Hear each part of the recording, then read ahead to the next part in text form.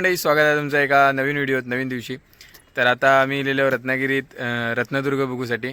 आणि अचानक प्लॅन ठरलेलो, संध्याकाळी झोपून उठलेलो मस्त की उद्या माझा पेपर आहे, त्यामुळे रत्नागिरी गेलेलं आहे.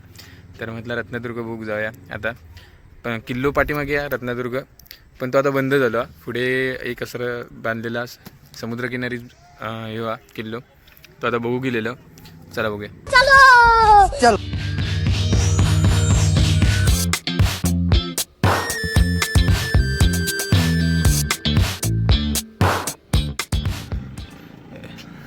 अथर्वा सोबत आणि समोर काहीतरी असो विवा. इकडे हे किल्लो आणि तिकडे आता तो महाराजांचा पुतळा दिसता. तिकडे नवीन काहीतरी बांधलेला आणि समोर समुद्र. वरती इकडे किल्ला वरती इकडे. आता तो काळोख पडल्यामुळे बंद झालेला. आणि तर अशी गुहा तयार झाली आहे ती बघा, मस्त पाणी जाऊन आतमध्ये मंदिर वगैरे नाही ना. सनसेट झाल्यानंतर आम्ही खूप वेळानंतर गेलेलो. आता सनसेट आम्ही मिस केलेलो.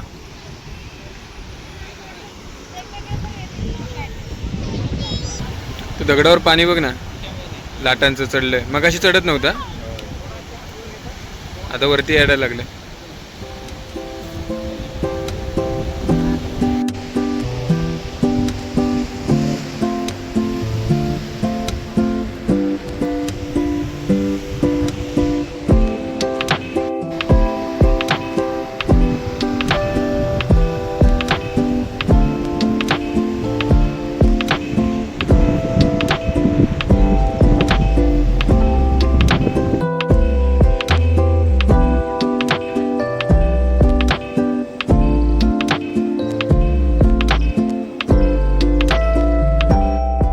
आता आपण त्या मागच्या पुतळ्याच्या तिकडे जाऊया महाराजांच्या. आणि तिकडे किल्ल्याचं बरं अशी इन्फॉर्मेटिव्ह असं काय काय बनवलेला, आपण त्या बघूक जाऊया. आता त्याला काय म्हणतात, मिनीचेर.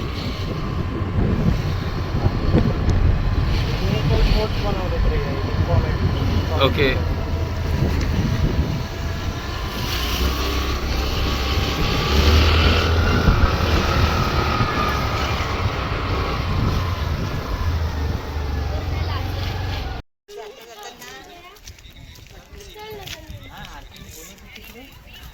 रुपये तिकीट.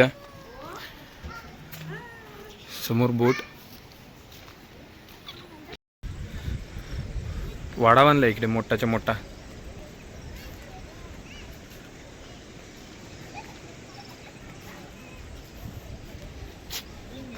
ते शेतकऱ्यांचं घर आहे. इथे तर गावच उसवले.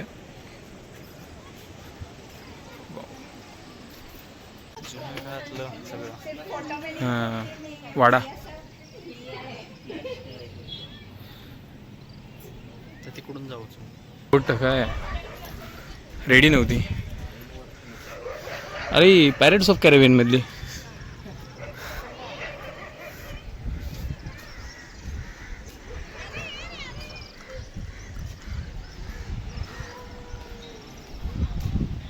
ही महाराजांच्या काळातली गुराब युद्धनौका. ही महाराजांनी स्वतः डिझाईन केलेली होती थोडीफार.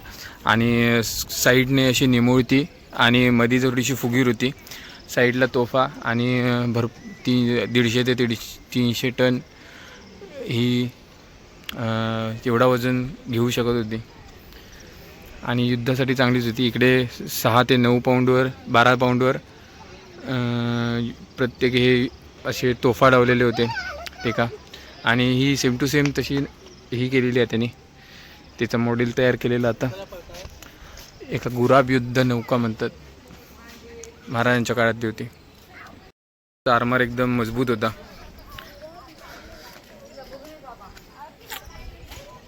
विजयदुर्ग किल्ल्याची प्रतिकृती तयार केलेली.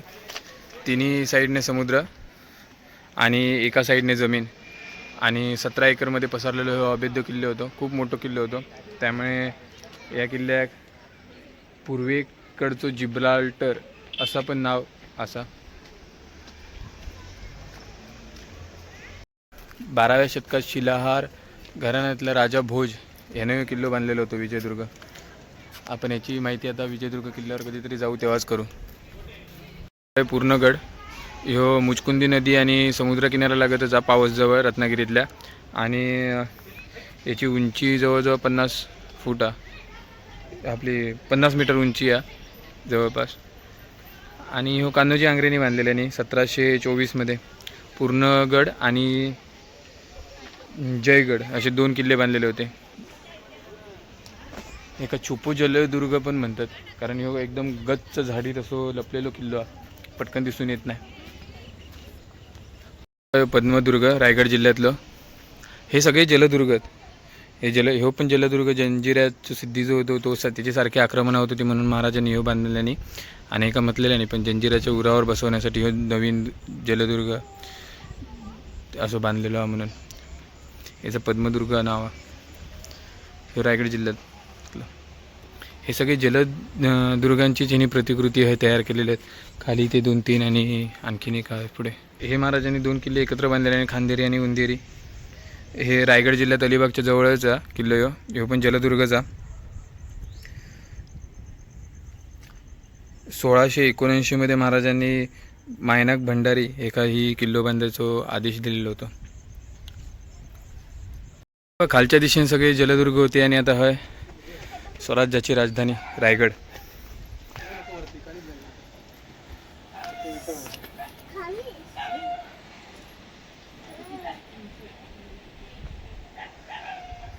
मस्त.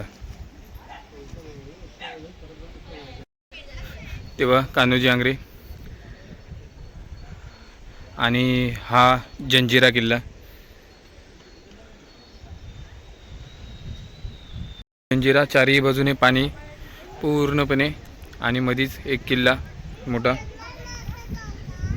1617मध्ये बादशाहकडून सिद्धी अंबरला ही याची जहागिरी मिळाली आणि तेव्हापासून सिद्धी अंबरच या जंजिऱ्यात मूळ पुरुष समजलं जातं.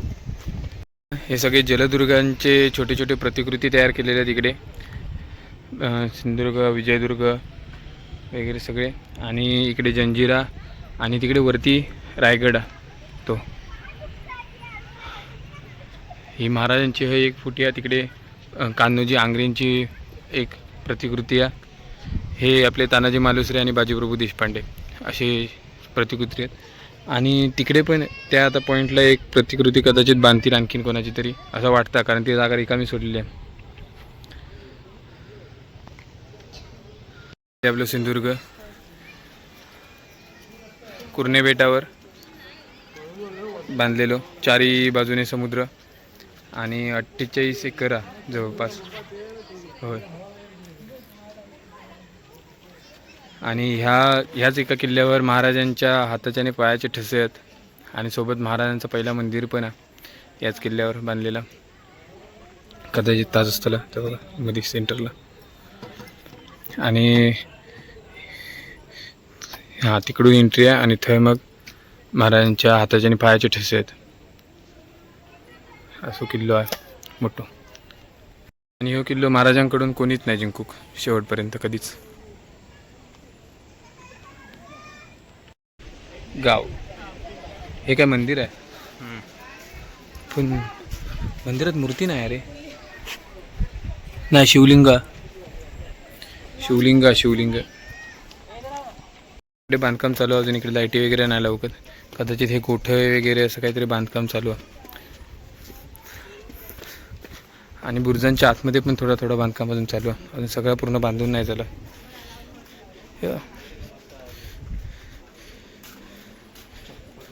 बांधतात बांधकाम अजून खूप चालू आहे. काय हे बघा कुलाबा किल्ला. सगळे जलदुर्गच आहेत. जलदुर्गांची प्रतिकृती तयार केलेली आहे मस्त. चला आता फिरायला झालेला. काय करायचं आता? निघायचं. डॉमिनोज पिझ्झा खायचा.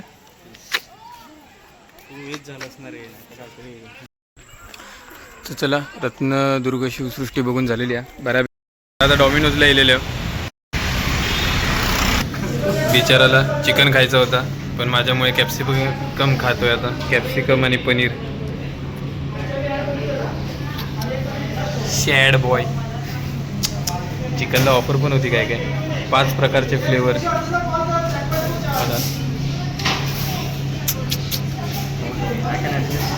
हो ॲडजस्ट तर करावंच लागेल थोडं आता काय.